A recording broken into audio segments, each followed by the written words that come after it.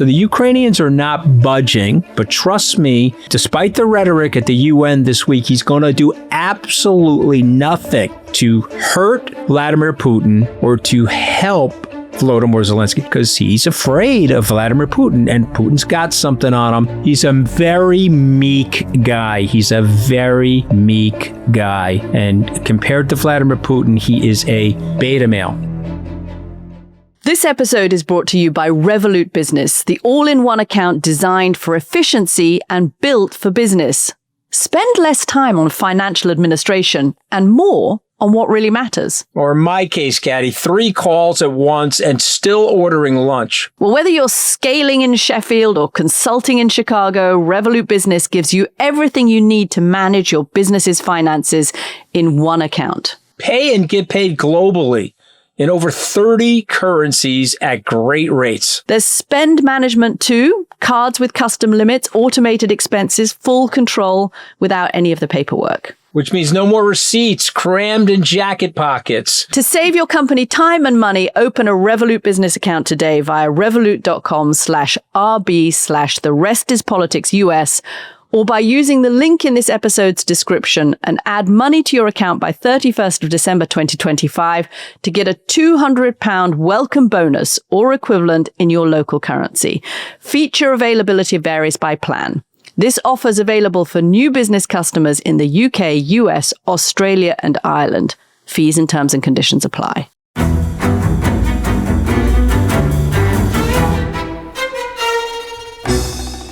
Welcome to The Rest is Politics US. I'm Katty. In Washington, I'm so glad I'm not in New York for UN week. I feel bad for you, Anthony, having to sit through UN traffic. It is the worst week to be in New York, always, every year. I'm in New York, Katty, but my escalator works. You know, when I get on the escalator, it goes right up to the top. You see that? Who pulled the plug on that escalator? That's what I want to know. But look, Can I just say, Melania handled it perfectly. What do you do when an escalator breaks down? You just carry on walking, which is exactly what she did, right? Good for her. Lots of news coming out of UN week, but particularly extraordinary speech that Donald Trump gave, telling Western allies that their countries are going to hell and that climate change is the biggest con ever. I think what was more significant, possibly, was the conversations around Ukraine and NATO this week. I just was wondering what you thought when you heard Donald Trump, which even Zelensky seemed to be surprised about, saying that Ukraine could now win back all of its territory and possibly even more, and that Russia is a paper tiger, and seemed to be kind of lauding the bravery of the Ukrainians, including Zelensky. Are we looking at a big change on Ukraine and Russia, Anthony, or not so much? We're not for Donald Trump. We're not looking for a big change from Donald Trump. What we're looking at is a meek man, a beta man with yellowy orange hair that is very afraid of Vladimir Putin. And so what we're doing is we're going to have mild criticisms of Vladimir Putin, and we're going to have a meek response since August 15th when we had the Alaskan summit to Vladimir Putin. But when I'm in the room with Keith Kellogg, or I'm in the room with Ambassador Whitaker, Keith Kellogg, special envoy to the Ukraine, Ambassador Whitaker, the ambassador to NATO, and I'm in the room with them, and I'm in the room with my intelligence service, they're telling me, wow, they're getting their asses kicked, the Russians. And wow, their economy is dilapidating. And oh, by the way, we're picking up intercepts from people in Putin's inner circle that are saying this is really hurting us now. We're seeing massive inflation. We're seeing lots of unemployment. We could have a potential riot. Oh, last time I checked, Vladster, you killed 1 million Russians. And so the reserves of the Ukrainians, you see, when you fight brother against brother, okay, just like we did in the Civil War, they're going to fight to the death, Katty. They're going to fight to the end. So the Ukrainians are not budging. They're getting still reasonably well supplied by the Europeans and NATO. And so Trump is getting the heads up, and Trump is a momentum trader, to steal a phrase from Wall Street. Holy shit, the momentum is going against the Russians. So you know what I have to do? I have to let people know that. So I don't sound like I'm on the wrong side of this, but trust me, he will do, despite the rhetoric at the UN this week, he's going to do absolutely nothing to hurt Vladimir Putin or to help Volodymyr Zelensky. He's not going to do anything because he's afraid of Vladimir Putin, and Putin's got something on him. I was with a guy yesterday, came into my office. He's here with a nation. The leader of the nation is speaking at the UN. He walks into my office and blah, blah, blah. I looked at him. I said, what does Putin have on Trump? And he says, oh, no, nothing. Blah, blah, blah, blah. I said, dude, we're going to have a real conversation or not, okay? Because they got something on him. And I know they got something on him. You don't want to tell me what it is. So I'm okay with it. But don't come into my office and bullshit me. Because Trump has power, Katty. He's still running the biggest military in the world. He still has the most advanced military technology. He could have flexed Vladimir Putin out of power, but he's afraid of him. Okay, because right now he's got him. Okay, this is the same thing that Ash Carter said before he died. Wow, I didn't realize how antiquated the Russian military was. Wow, yes, they're packed with nuclear arms, which they're never going to use, but they've got a weak system. And we could cut right through them. And to quote Ash Carter, if NATO wanted to, they could march on Moscow fairly easily. Okay, of course, they would probably then use the bomb. But you get the point I'm trying to make. This is not going the way NATO thinks it's going to go or Ukraine thinks it's going to go based on Trump's rhetoric. He's not flipping. And I noticed today all of his buddies on CNN, all their commentators are beating the drum. Oh, see, Trump is flipping. Trump is flipping. They've got their little drumsticks out, but he's not flipping. He's a very meek guy. And compared to Vladimir Putin, he is a beta male. A paper tiger, as he would say it. Look, there's a whole load of people in the Republican Party that would like America to be more robust, would like stronger sanctions, which is why you've got 85 senators signing on to a bill in the Senate from both parties, obviously, to put secondary sanctions against Russia and really try to tackle the Russian economy and those flows of oil. But they all say, I've had them say to me, you can't get ahead of the president. So they're all kind of timidly waiting to see what the president does. The phrase that's being used in Washington at the moment that I'm hearing is watch what Donald Trump spends, not what he says. And amid all what Trump said to Zelensky, and I think you're right, nothing changes really in any way. He could say the next thing. It depending on who he spoke to last, that's what he says.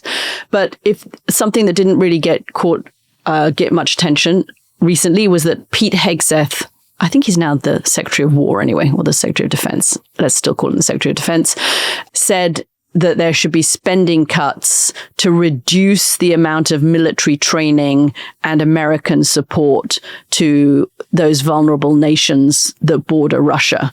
That could be catastrophic for some of those countries. It's certainly not the signal of America trying to oppose Russia. And if you want to look at where the actual money is going, I think you should look at that rather than what Donald Trump said. And he just, he spoke to Zelensky. They had a good conversation, so he says that. But I don't think actually anyone in Europe or in NATO is expecting this to lead to what Zelensky really needs, which is more money, more weapons, more intelligence, more US support, and that isn't going to happen. So he also needs more troops, but that he'd have to get internally. So I actually don't think, for all it being hyped as a big change here, and I've seen them to all of the Trump allies, and I think it's wishful thinking. It's wishful thinking from old school Republicans who are going on television saying, yes, see, there is a sea change. He is standing up to Russia. He's calling Russia a paper tiger. That shows that he's not in Putin's pocket, and it shows that there's going to be a real shift. Until America signs off on sending actual more armaments to Ukraine and not just getting the Europeans to buy those armaments. I think this is Trump washing his hands of Ukraine and actually trying to find a way out, not a way to support Ukraine further. It's the opposite of what it seems. I'm in total agreement with you. And I just want to tell a quick story. And this story took place in the late 1940s and the 1950s. There was a very big fight over the Korean Peninsula. And Stalin and Mao didn't like each other, but they wanted to flex communism down into the peninsula. and a war broke out. And the United States, MacArthur and Truman said, we really like the free world, and we have to protect the free world, and we have to stand for democracies. Otherwise, we're going to get run over by these imperialists, these communist imperialists. So we fought a stalemate that got negotiated into an armistice. The war is still technically going on. They picked the latitude, Katty, and they said, this is where it's going to be. We'll have a DMZ in between those. And one side of the peninsula, the southern side of the peninsula, has been an economic miracle over the 72 years since the armistice. And the other side has been a cultural wasteland where you can't even find it on Google Map. And this was the power and the prowess of the United States. And this was in concert with the UN. And this was the United States sending a message to people, we're here to help you with your liberty and your aspiration. And now we fast forward to this situation where we're not here to help you anymore. We're here to enrich the Trump people. We're here to enrich the Trump cronies. We're going to be arbitrary and capricious in our administration of military aid, financial aid to places like Argentina or Brazil. And we're going to flip upside down the apple cart that allowed you as an internationalist to fall in love with us here in America. And so to me, I'm sorry I'm so fired up today. I probably should take some more happy pills. But to me, this is very, very upsetting because for America to stay strong, we need hard and soft power, Katty. Okay, it's not enough to have a great military. It's enough to think that that military is going to be projecting itself benevolently. That's why you call it the Department of Defense, Katty, and not the Department of War. And so that's where we are right now. It's why you spend a tiny fraction of your budget on USAID, a fraction of your budget on Voice of America, which America can apparently no longer afford. And so all of those programs have been cut. You can spend $20 billion, as we just said, on Argentina, but you can't spend money on USAID. And so you cede ground or spend that $20 billion on helping Ukraine stand up to Russia. No, I mean, it's the medium to long-term trajectory of America as a global superpower, I think, is what is the most interesting story of this second Trump administration. Here's the bottom line. Economy's weakening. Doesn't need to be. We could be in a huge tech boom and more global integration, lifting more people out of poverty. The U.S. could say to the Russians, hey, stick to your own territory. Move off of Ukraine. Whatever the Ukrainians' flaws are, or whatever the problems they have with corruption in their own country, I'm not saying it's a perfect country, but we signed security agreements with them in 1994. Leave them alone. They gave up their nuclear weapons. Leave them alone. We're pushing you back. We're going to send a signal. Don't go flying over Estonia. Don't send drones over Poland. By the way, we're not pestering you in your own land. Do whatever the hell you want there. You got a very large land mass. You want to destroy your people and you want to weaken them, no problem. But these people are on our team. Okay. And these are the free people of the world. And we're going to be here to help those free people. Because you know why, Katty? Not only is it good karma, it's economically beneficial to the Americans and to the citizens of America, America's businesses. But we're not going to do that. We're not going to do that. But we don't know the reason why yet. But someday we're going to know, Katty. You texted me last night to say you wanted to talk about the economy because you feel that the American economy is going, I'm not going to say the word you used, but is going, what was it? I don't even know that word. That must be another Queen's thing. You said it's going to the what? You texted me to say, I don't know. Let's talk about the economy. Your memory doesn't go back that far. The reason I'm looking it up, I'm ready to say something that's probably inappropriate, so I got to look up what I said to you. Okay, you said it's going to the shitters. Yes, that's what I said. It's hitting the shitter. Yeah, I don't really sound like, anyway, I think what you meant is the shit's hitting the fan, but that's kind of it's hitting the shitter, meaning that they're going into getting flushed. The economy's about to get flushed. Anyway, I want to hear what your take on that. And I had a couple of interesting conversations, actually, both before and after you sent me that text about the US economy. And I think it all sort of ties together. There's the short-term economy. There's the issue of inflation and tariffs. There's the issue of employment. There's, of course, the markets. There's AI boom happening. And then kind of at the under level, and this is what you were just talking about, is the direction of the country in terms of rule of law, fiscal responsibility, protections of free speech, what we've called Oval Office capitalism. And what does that do to undermine America long term? I want to give people a heads up because I've been doing this for 37 years and I'm looking at the data. So when you're sitting on a Wall Street trading desk and you have an economic dashboard before you, you can see the data weakening. You can see the unemployment data weakening. You can see the growth weakening, and you can see the capital allocation uncertainty that's going on for businesses large and small because they're trying to figure out what to do. So I'm eating these tariffs right now, and so I can't hire that incremental employee. I'm eating the tariffs, so I can't build that plant or put that factory somewhere because I'm trying to hold the costs down. I was with the CEO of a luxury organization. I don't want to give up the name because it'll probably hurt them, but they said to me, I can't raise the prices. I said, well, why can't you raise the prices? He said, well, once I raise the prices, if the tariffs come off, I can't reduce the prices on this luxury item. So I've got to, and I understand the elasticity of the price points, meaning if I price it too high, Katty, they're not going to buy it from me. And if I price it high and then I lower it, then it looks like I cheapened the luxury good. So suddenly you mean that kind of super expensive handbag that was costing $1,000 is now costing $700, and me being a kind of shallow consumer is going to say, hold on a second, are they using less good leather, or is it now not as cool as it was? Exactly. So it hasn't got the cachet. Right. So therefore I'm holding the lid on prices because of the tariffs. But the flip side is now I can't do strategic things that I was thinking about doing for my company. And this is pervading everywhere. And there's something else that's happened. Apropos to your last few statements, the system is totally broken. And we lived in denial about the breakage of the system. But one thing Donald Trump has done for all of us, he's woken us all up and said, wow, this thing is really broken. They're going to shut the government down.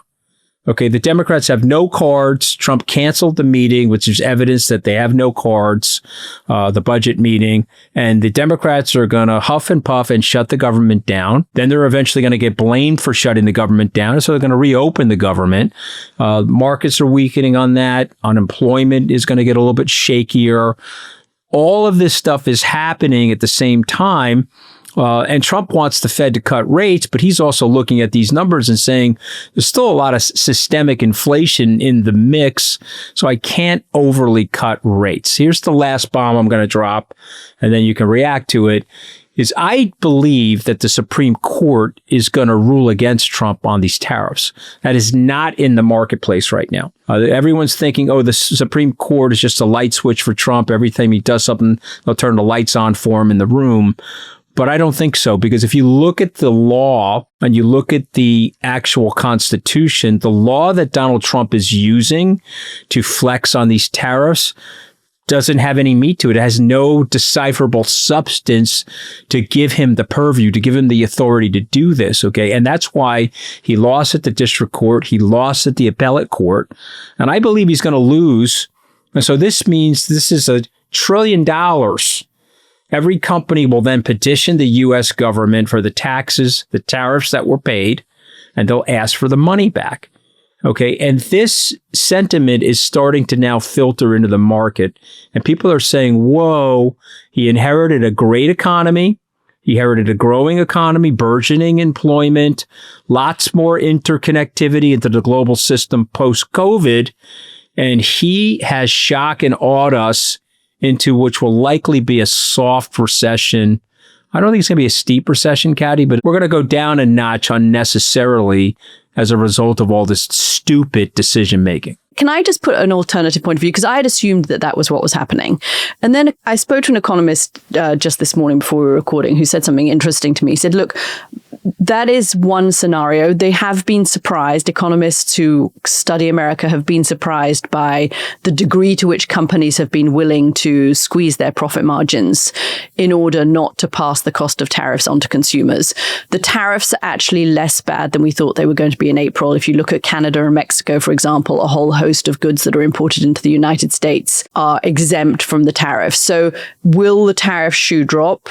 At some point, possibly, the expectation is, but it may not be as bad. And it's mitigated by the fact that these companies have had reforms to their tax codes, which are longer term. And so they've been able to offset some of the kind of tariff pain with these benefits from the tax reform. So actually, companies are in a pretty good position. And one economist also pointed out to me that you've just had this huge boom in productivity. Now, how much of that is driven by AI growth? How much of that is driven by job market churn, which has increased productivity because people are moving into jobs in which they're more productive?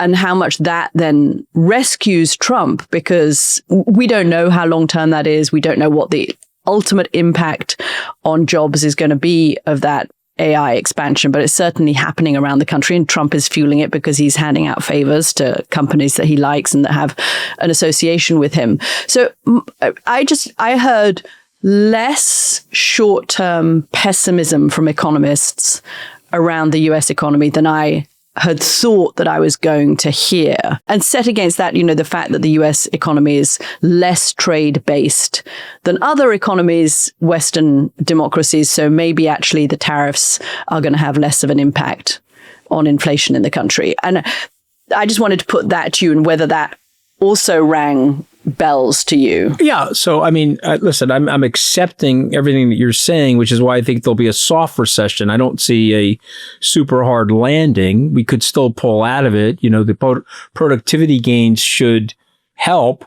But here's the thing. If he left the Biden policies in place and he didn't disrupt the economic system with these tariffs, and he didn't cause all of this refactoring of decision making, we would be doing a lot better as a global society. The U.S. economy would be doing a lot better, and we would be printing better job numbers. And ironically, Biden was getting something that we didn't get in a while. We were getting better job numbers and wage growth, Katty, without a lot of inflation. And so that's the big thing. That's sort of the mama bear strategy. You want wage growth without a lot of inflation. You want productivity gains, and you want to move lower and middle income disposable income up. Tariffs do not do that. Tariffs are regressive. Inflation is regressive. They hurt the lower and middle income people. So I'm just pointing out we're heading for another fulcrum, because the court said they're taking the case early. They're going to hear the case in November. They expect to decide the case by the end of the year. You could be in a situation, and Trump will go crazy on this, but you could be in a situation where the court says, look, it's just not in the Constitution. I'm sorry. You got to go back to the Congress. Yeah, there'll be people around Trump who might see this as a convenient off-ramp, actually. There may be people in the economics team who would not be totally displeased if the court ruled against the tariffs. But Katty, it's about due process, and it's about predictability in a system. So right now, if I'm a capital allocator putting money into the United States, I'm like, okay, can't trust the system anymore. James Comey, the former FBI director who could be indicted, yeah. Yeah, so there's no evidence to indict him. So Trump has sent out a tweet to Pam Bondi, I want you to go after my adversaries. They have responded, and they've said, listen, the Attorney General in New York, there's no evidence to indict her on mortgage fraud. I don't care. I want you to go after her. James Comey, there's no evidence to indict him. Well, I want you to indict him. So now we're hearing that James Comey is going to be indicted. So what's happening in the system is what authoritarians do. You have predictable laws, you have predictable system. And so even if there's tribalism in America, even if we're mudslinging each other in America, a capital allocator or CEO will say, okay, America's a little nuts, but you know what about America? I can trust the court system. I can trust the Department of Justice to not be arbitrary or capricious. I can trust them to do the right thing. But now Trump owns, and also Trump is getting free legal advice, and he's getting free legal process from the nation's largest law firm known as the Department of Justice. You see what's happening? And this is now starting to weigh on people, Katty. They're looking at this saying, hey, F this. And look, one international economist said to me this week, is America still a safe haven, or is it starting to become a Latin America style emerging economy that is based almost entirely on politics and feudalism and patronage, and not on policy, and do things like the undermining of the rule of law that you've just pointed out, that we've seen a lot of over the last week, and that has constitutional lawyers very concerned about long-term protections, legal protections for people. Does that start to make America less attractive as a safe haven for international investors? I mean, you can run through it all, right? The undermining of the rule of law, the undermining of free speech provisions, the patronage system of handing out favors to certain companies, picking favorites, as you've called it, picking winners amongst certain companies, the amount of corruption that there is in the Trump family around how much money they've made. All of this is, what Bob Rubin once said to me, this, you don't have to worry about Hungary, you just have to worry about this becoming Latin America. And somebody who knows Venezuela well said to me, it doesn't explode immediately. It's a chipping away of the system that undermines the favorable environment for businesses. But I think you have to weigh that, right, against the companies are very short term in their thinking, the short term tech boom that America is going through, where America is still, I don't know where it is compared to China in terms of the AI boom at the moment, because they seem to be kind of neck and neck at the moment. But there is a huge tech boom happening in America at the moment. And that is like sugar to investors, and they're seeing that, and the economy is seeing the growth from that. And that's very hard for investors to turn away from, even if they see the long-term, the fiscal problems that America is going through. Neither Democrats nor Republicans are remotely interested in shoring up America's fiscal health at the moment. That we haven't seen that, since Clinton, really. So I think there's two things happening in the economy at the same time. One is a kind of long-term systemic failure of America, which I have long argued makes the country weaker. But you've also got this kind of short-term sugar high of AI and all that AI has bringing to it, to the economy, in terms of manufacturing boom and AI boom. And by the way, we haven't even mentioned the H-1B visas and the kind of madness of how policy is made without any sort of process. I mean, which is an indication of what you're talking about, by the way. That would also be a terrible decision by the United States to go in that direction. But and it's picking favorites, Yeah, but let me just step back again, because I think it's very important. You come to the country, they make the country very decentralized. They're worried about cronyism and feudalism.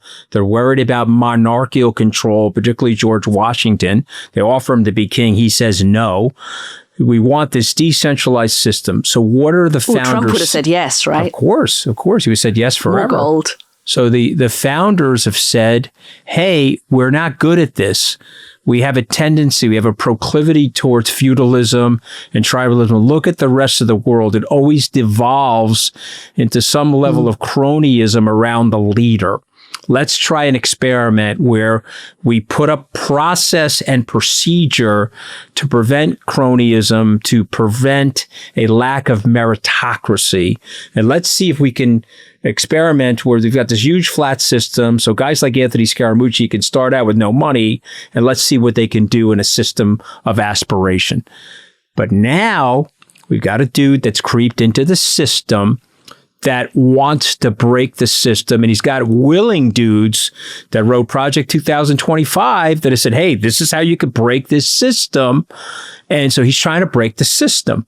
And so you're sitting there, and I'm going to answer your question, because you asked a really good question. Is the system now broken? Should we now not trust America? And the question is, who's the next leader after Donald Trump? Because let me tell you something. He's put a playbook together. If I'm the Vance family head, or I'm the Newsom family head, I could say, whoa, I could get the presidency, make $5 billion for myself, flex on everybody. Well, even if you didn't make the $5 billion, even if you weren't personally corrupt, you'd be a dummy to think, okay, well, I'm going to come in and I'm going to devolve all of that power back from the White House to Congress. and the other branches of government, right? I mean, do you see somebody coming into the White House and saying, okay, let's get back to the status quo ante? No, worse, better than that. You would need somebody to come into the White House and say, okay, we're going back to the Federalist Papers, and we're going to revise the Federalist Papers, which are 240 years old. We're going to revise them, Katty K, and we are going to create a better structure to prevent with real this. checks and balances. Correct. And we're going to further decentralize. Yeah, that's not going to happen. And oh, by the way, the Justice Department, which has now become the Trump family law firm, we got to figure out a way to get that out of the executive branch now, because it's no longer impartial. Okay. And so that's not going to happen. So that's going to weaken the flow of capital into America at a time when we don't want that. Okay. So we're weakening the flow of capital into America, but we are boosting the flow of capital into Argentina. Who is the happiest man on the planet this week? Javier Milei of Argentina, because Scott Bessent, who is Wall Street buddies with Argentina's finance minister, and the Trump administration have just decided that they cannot let Argentina fail because they cannot have an anti-woke, anti-leftist, pro-populist, pro-MAGA government in Latin America fail. And so Scott Bessent has said America will do what it takes, including investing tens of billions of dollars into Argentina to make it happen, even though Brazil, which is a much bigger economy, 3 times the economy of Argentina, and much more systemically important to America, they have imposed 50% tariffs and said to Brazil, you go and cozy up to China effectively, because we're no longer your friend anymore. I thought that was stunning, what America, and amidst all the other news, of course, because there's always so much crazy news happening in Washington that almost got overlooked. But I thought it was a real indication of what we've just been talking about, right? I mean, the economic policy is not based on sound policy at the moment, or you can't trust it to be based on sound policy. I mean that's the feudalism. That's the feudalism that you're describing. But I was in Rio de Janeiro last week, and I was asked in a small breakout. As one is, Anthony. Were you dancing on the beach? I hope. No, unfortunately, no. I mean, I didn't even get to the beach. I was in an air-conditioned conference room, but I was asked to do a breakout session with a group of Argentinian executives. The first question they asked me was, "What will the U.S. do?" Related to this $26 billion bullet that we're facing here in Argentina. And I said to them, the U.S. is going to step in because Milei is part of the axis of populism. And so Donald Trump, they'll call him and say, what do you want us to do? And they help the guy out. Well, how much is it? 20 billion? Okay, that's a rounding error. Go help the guy out. I want to send a message to people that if you're Bolsonaro, I want to help you. If you're Lula, I want to hurt you. If you're Milei, I want to help you. If you're Orban, I want to help you. Okay. If you're Nigel Farage, I want to help you. Okay. If you're Keir Starmer, you can kiss my ass at 10 Downing Street. You can have the king wash my backside at Windsor Castle, and I'm still going to shit on your country in my UN speech, because that's me. Yeah. That's how I operate. The more you kiss my ass, the more I'm laughing inside at you, and then what I'm going to do is do my very best to humiliate you. So I've been saying that on this program for a year. This is why I love Carney, because Carney's like, hey, sorry, man, I'm just not doing that.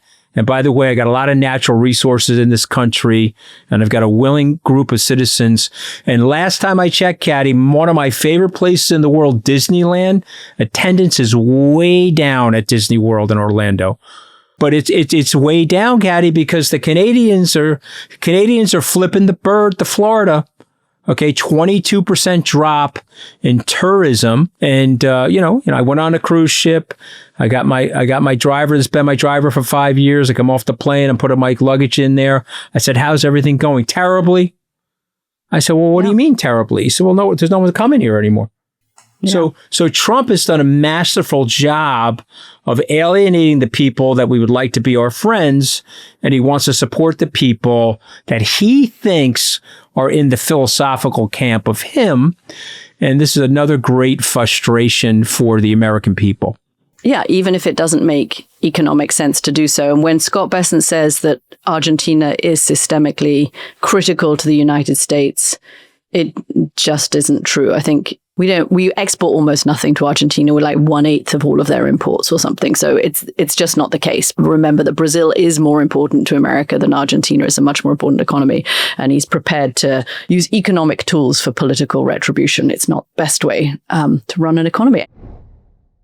Let's change the tone of this podcast. On Monday, we promised you some positive news, some good news in this episode. So we have teamed up with other podcasts to dedicate a short segment to the theme of hope, because I think we all need more of that hope at the moment. We're going to highlight some of the areas around AI and gender equality around the world, two very hot topics at the moment, where there's actual progress happening. There is good news and where wins are within reach. So let's start by talking about AI. I had a really interesting conversation for a BBC show that I do, Anthony, with Sal Khan about the founder of the Khan Academy, the big educational online resource. And he was talking about the kind of progress that AI is making in the field of education. And I thought that was one area that would be interesting to talk about, how AI could be used in classrooms to really help kids that are struggling. I mean, you could imagine a world in which, yes, you still have a human teacher, but you have AI resources that can in real time say, look, Anthony is struggling. I have a daughter who is dyslexic. And Sal Khan was saying you could imagine a scenario in which the AI tools are being used, and they will be used very soon, to say, okay, it's not that this child is dumb. It's not that they're falling behind. It's just Definitely they need a not. little bit of extra support, and we can come up with the support for this child to overcome the kinds of problems they're having. And they can do it in real time, and they can make the classwork more interesting and fun for those children. You could see AI, taking kids on a real kind of, sort of live simulated tour of ancient Rome, for example. I thought for all of the gloom we've heard about AI and some of the things that parents are worried about in terms of cheating, in terms of ChatGPT and kids not reading, I thought it was really interesting to hear such a positive take on how AI could be used in classrooms to just make the learning experience so much more exciting and fun and tailored to individual children. What are you hearing about AI that is bringing you some hope, Anthony? You can definitely see a scenario where each kid almost has like an Alexa sitting next to them, where they can ask questions, or maybe it's an Alexa with a liquid screen where the screen can pop up and explain to the kid what they need to understand, or maybe give them a visual. Remember, if you have dyslexia, and my friend Richard Branson obviously has it, you're better visually. So maybe you need to watch more YouTube. Was that a little name drop there, Mr. Scaramucci? Yeah, I like name dropping, though. I think if you go in the Oxford Dictionary under the word name dropping, there is a picture of me. Okay, there's other people up there like me. Donnie Deutsch would be in there, your buddy Donnie. There's a few of us that grew up with various. Own your name dropping. Yeah, there's a few of us that grew up with various insecurities in the outer boroughs. Me, Donnie Deutsch, etc. We like throwing some names around. But what Branson would tell you, because I've talked to Richard about this, Sir Richard, is that he's very visual, which has made him aesthetic, which has made him have a great eye for airplane design, or a great eye for designing a house, but he has to get the stuff visually. So just imagine an AI system where they understand your problem. You have a very high IQ, but your reticular system is just processing information differently than the rest of us, and they can help you see and decipher the information. I think that this is going to be revolutionary. And I also think the Tower of Babel is going to disintegrate, Katty. I believe we're going to be able to walk in any neighborhood, anywhere in the world, with an ability to communicate with each other, irrespective of our languages. We might be able to have our phone out, and I talk into the phone, and the phone says it in Spanish or says it in German or whatever it might say, and there's a conversation going back and forth with an AI intermediary that's offering expert translation to both of us. Think of the facility of that. Think of the advancements that we could lead into from that.